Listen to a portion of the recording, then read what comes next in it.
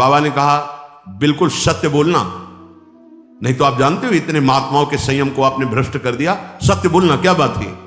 उनका महाराज संतान नहीं हो रही थी, सुना था आप बहुत सिद्ध महापुरुष हैं तो आपके परिकर को इसीलिए पवाया, अंदर काम भाव था कि हमारे कामना थी कि संतान उत्पन्न हो, वैसे चिंतन करते हुए बनाया ऐसे। बोले सबका संयम नष्ट कर दिया, होश में, नरक जाने वाली बात मत सोचो।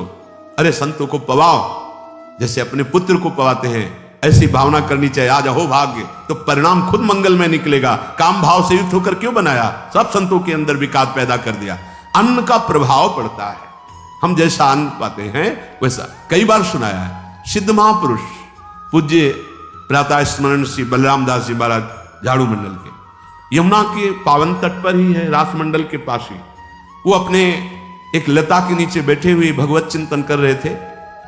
अचानक यमुना जिस नजदीक है तो कोई माई स्नान किए हुए निकली तो नेत्रों ने देखा और विकार उत्पन्न हो गया। वयोवृद्ध सिद्ध महापुरुष, उन्होंने कहा अब तो इस शरीर को नष्ट कर दूंगा। शिष्यों ने कहा महाराज ऐसा क्यों? बोले किसी माता के शरीर को देखकर हमारे अंदर विकार क्यों आ गया? ऐसा नहीं, आज तक कभी नहीं हुआ, ऐसा क्यों हुआ? उनका महाराज आपस में सब शिष्यों ने कि कुछ ना कुछ तो खान पान में गड़बड़ी हो गई तभी ऐसा हुआ। बाबा आज परिक्रमा करते हैं वृंदावन की, बाद में आप जो आदेश करेंगे जैसा करेंगे, पहले परिक्रमा। वृंदावन की परिक्रमा का बहुत बड़ा प्रभाव, जब कभी मन आपका ऐसा विक्षिप्त हो, परेशान हो, तत्काल परिक्रमा प्रारंभ कर देना नाम जप करते हुए। आप देखना परिक्रमा पूरी होते होते शांति हो जाएगी। बाबा ने खूब नाम कीर्तन करते हुए शिष्यों के साथ परिक्रमा दी, मन का विकार शांत हो गया। उनका ऐसा कैसे हो सकता है कि हमारे अंदर विकार आ गया? ये बड़ी सूक्ष्मता का विषय है। कल प्रसाद कहां से आया था? उस समय लाड़िले गोविंद देव जी महाराज यहीं विराजमान थे वृंदावन। बोले तो ठाकुर गोविंद देव जी का प्रसाद आया था। लकुट उठाई है वो तो भगवत स्वरूप, तस्मित तज्जने भेदा भावान। भगवान और भगवान के ऐसे जनों में भेद नहीं होता, वो भगवत स्वरूप होते हैं।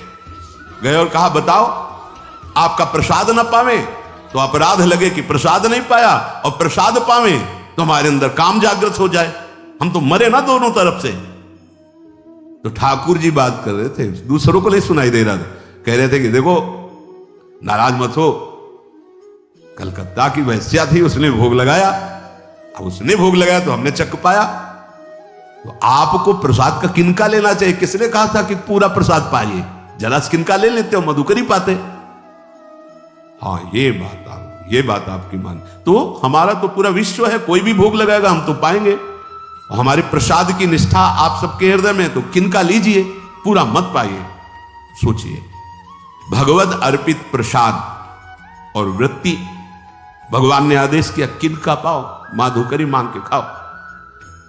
यहां वर्णन कर रहे, यदि हम अन्न थोड़ा भी हमारे अंदर दूषित चला गया, तो जब कभी ऐसी विकार की भावना हो, आपके अंदर विकार बन रहा है, तो खोजिए।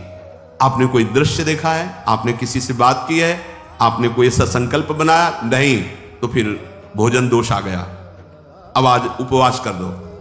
जब तक वो वृत्ति न नष्ट हो तब तक कुछ मत पाना, जल से काम चलाना, तो एक दिन एक पहर अपने आप शांत हो जाएगा। अगर बहुत विकलता हो रही तो नाम कीर्तन शुरू कर दो, भोजन मत पाना, नाम कीर्तन शुरू, बिल्कुल शांति मिल जाएगी, बिल्कुल।